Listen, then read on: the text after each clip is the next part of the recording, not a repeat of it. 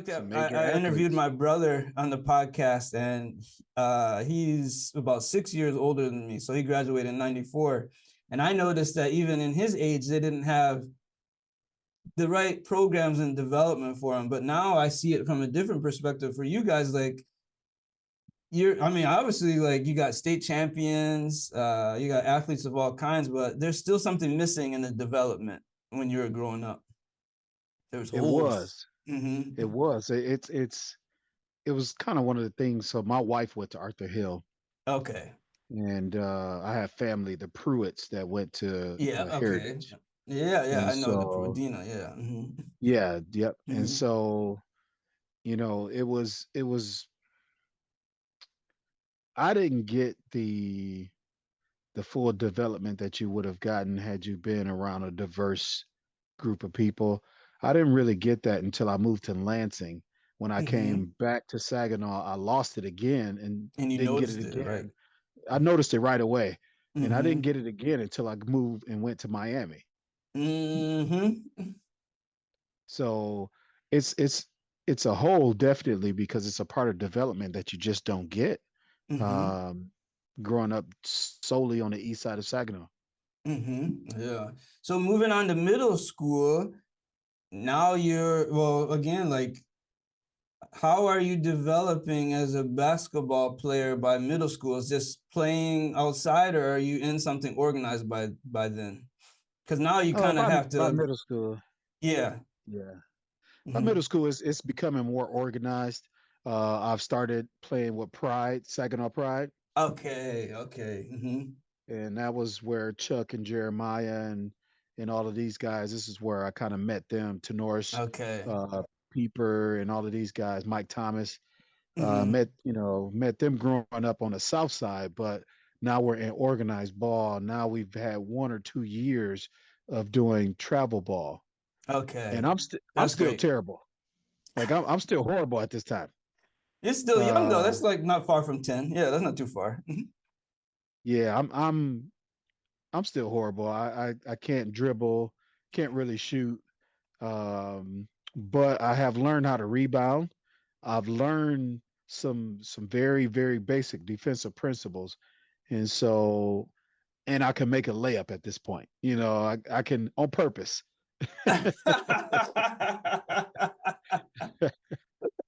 So I wasn't even the second or third best player on the team in the sixth grade Mm-hmm. at South. Mm-hmm. And I'm talking Jay Rich. I'm talking Yeah, Jay Rich wasn't on my team, but but he he was was the around. year. Yeah, he was older than us, and so I Yeah, saw one these year. guys playing, and Yeah. I'm not. I know I'm not on these guys' level. Jay Rich wasn't even that good back then, which was interesting, but he could just leap, and he He could had jump out the certain gym. things. He could just jump, man. But it's funny because Stu was on my basketball team in rec league in fifth grade. He couldn't make a layup until about sixth or seventh grade, so it's kind of funny. But he dunked by seventh grade, which is funny too. Well, that was that was the other part of it. So in elementary, I had big clunky feet. I fell a lot. You You're growing know, into your body. I was growing into my body. By middle Yeah. school, I was dunking. In the seventh grade, I could dunk in the game.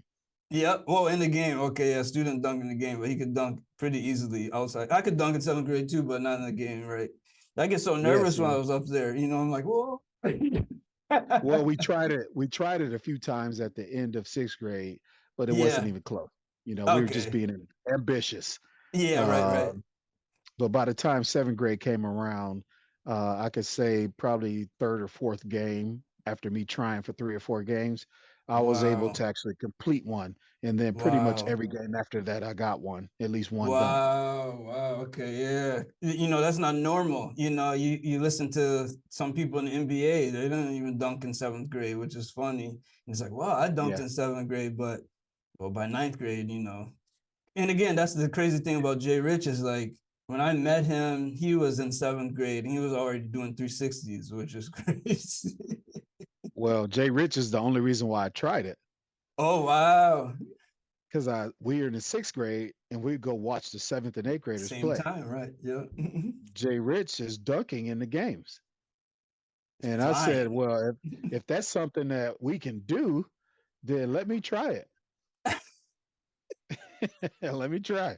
Let's see what It's as happens. simple as that in regard to development, like being exposed and asking the right Hmm. questions. Is that something I can do? Let me try.